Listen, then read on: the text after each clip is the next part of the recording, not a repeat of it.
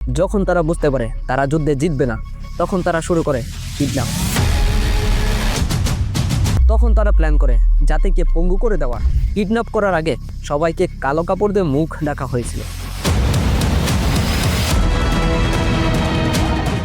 নকশা এঁকেছিল তো শুরুতেই, কিন্তু পূরণ করেছিল 14ই ডিসেম্বর। এই নকশার পেছনে ছিল দেশীয় দূষরদের বড় ভূমিকা, রাজাকার আল বদর আল শামস বাহিনী।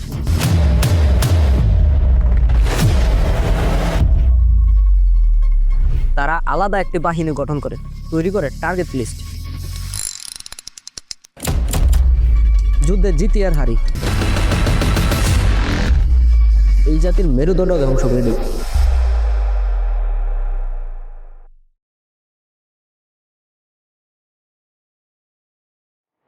পাকিস্তানি সেনাবাহিনীর দুই ঊর্ধ্বতন কর্মকর্তা, মেজর জেনারেল খাদিম হোসেন রাজা এবং মেজর জেনারেল রাও ফরমান আলী অপারেশন সার্চলাইটের পরিকল্পনা করেন। অপারেশন সার্চলাইটের পরিকল্পনার সাথে প্রায় 20,000 বুদ্ধিজীবীদের হত্যার পরিকল্পনা করা হয়েছিল, কারণ সকল আন্দোলনের নেতৃত্বে থাকতেন সমাজের সর্বস্তরের বুদ্ধিজীবীরাই। তারা বিভিন্ন মাধ্যমে প্রতিবাদ করা শুরু করেছিলেন। 25শে মার্চ রাতেই বহু শিক্ষককে তারা হত্যা করেছিল। প্রথমে তাদের প্ল্যানিং ছিল তারা ধীরে ধীরে হাজার হাজার বুদ্ধিজীবীদেরকে হত্যা করবে, তবে পরিকল্পিত হত্যার ব্যাপক অংশটি ঘটে যুদ্ধ শেষ হওয়ার মাত্র কয়েকদিন আগে। ডিসেম্বরের 4 তারিখ হতে ঢাকায় নতুন করে কারফিউ জারি করা হয়।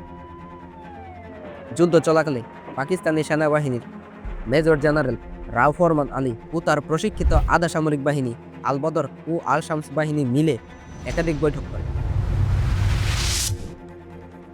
বৈঠকে উপস্থিত ছিল ব্রিগেডিয়ার জেনারেল আসলাম, ভিসি প্রফেসর সৈয়দ সাজ্জাদ হুসাইন, আল বদরের এবিএম খালেক মজুমদার, আশরাফুজ্জামান খান ও চৌধুরী মইনুদ্দিন।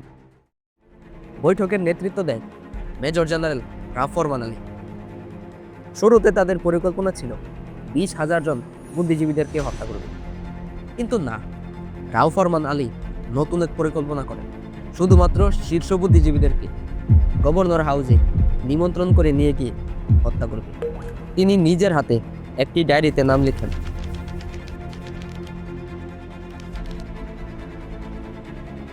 গোবিন্দচন্দ্র দেব, মনির চৌধুরী, মুফাজ্জল হায়দার চৌধুরী, জ্যোতির্ময় গুহ ঠাকুরতা, আনোয়ার পাশা এবং আরও অনেক অনেক বুদ্ধিজীবীর নাম ছিল, যারা ছিলেন বাঙালি জাতির আলোকবর্তিকা। শুধুমাত্র বন্ধুত্বের খাতিরে একজনের নাম কাটা হয়েছিল। লোকটি ছিল কবি সানাউল হক। আইয়ুব শাসন আমলের তথ্য সচিব আলতাফ গওহরের সাক্ষাৎকার হতে জানা যায় রাও ফরমান আলীর ডায়েরিতে কবি সানাউল হকের নামও ছিল। আলতাফ গওহরের অনুরোধের কারণে ফরমান আলীর তালিকা থেকে সানাউল হকের নাম কেটে দেন। ফরমান আলীর ডায়েরিতে পাওয়া যায় আরও দুটি নাম, হেইট ও দোস্তি।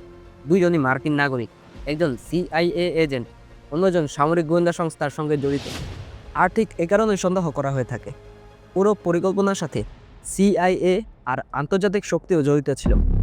কিন্তু সবচেয়ে গা শিউরে ওঠার মতন কথা হলো, এই হত্যাকাণ্ডে পাকিস্তানিদের চেয়েও বড় ভূমিকা ছিল এদেশীয় দূষররা। তালিকা বানাতে সহযোগিতা ও হত্যাকাণ্ড বাস্তবায়নের পেছনে ছিল মূলত জামাতে ইসলামের আল বদর বাহিনী। জামাতে ইসলামী গঠিত আল বদর বাহিনী ছিল প্রধান ঘাতক। অপারেশন ইনচার্জ ছিলেন চৌধুরী মইনুদ্দিন, প্রধান জল্লাদ আশরাফুজ্জামান খান। 16 ডিসেম্বরের পর আশরাফুজ্জামান খানের নাখালপাড়ার বাড়ি থেকে তার একটি ব্যক্তিগত ডায়েরি উদ্ধার করা হয়, যার 2টি পৃষ্ঠায় প্রায় 20 জন বুদ্ধিজীবীর নাম ও বিশ্ববিদ্যালয়ের তাদের কোয়ার্টারের নাম্বার সহ লেখা ছিল। ডিসেম্বরের 10 তারিখ হতে বুদ্ধিজীবী হত্যাকাণ্ডের প্রস্তুতি নেওয়া হয়। মূল ঘটনাটি ঘটায় 14ই ডিসেম্বর। সেদিন প্রায় 200 জনের মতন বুদ্ধিজীবীদেরকে তাদের বাসা থেকে ধরে নিয়ে যাওয়া। তাদের চোখে কাপড় বেঁধে মিরপুর, মুহাম্মদপুর, নাখালপাড়া, রাজারবাগ সহ আরও অন্যান্য অনেক স্থানে অবস্থিত নির্যাতন কেন্দ্রে নিয়ে যাওয়া হয়। 16 ডিসেম্বর স্বাধীনতার পর যখন আত্মীয় স্বজনরা লাশগুলো খুঁজতে বের হয়, তখন তারা ভয়ঙ্কর দৃশ্য দেখতে পায়। হাত পা বাঁধা অবস্থায়, কারো নাক কাটা, কারো কান কাটা, কারো মুখ থেকে কান চেয়ে মাংস তুলে নিয়েছে। পড়ে থাকে তনকাটা তরুণী সেলিনা পারভিনের দেহ। লন্ডনের দ্য টাইমস পত্রিকার লেখক পিটার হেজেলহার্ট লিখেছিলেন, কেউ কোনোদিন জানতে পারবে না কতজন বুদ্ধিজীবীকে হত্যা করা হয়েছে।